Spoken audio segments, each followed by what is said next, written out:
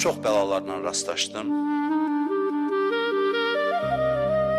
Amma mən ayaqdan düşmədim, daha da güclü oldum.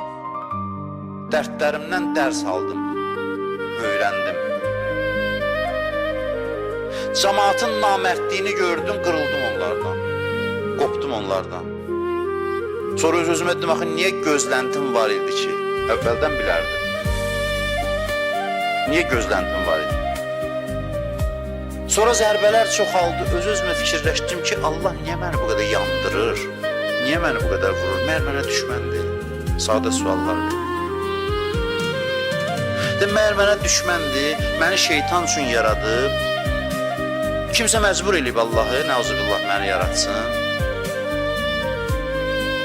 Məni sevmirsə niyə yaradıb?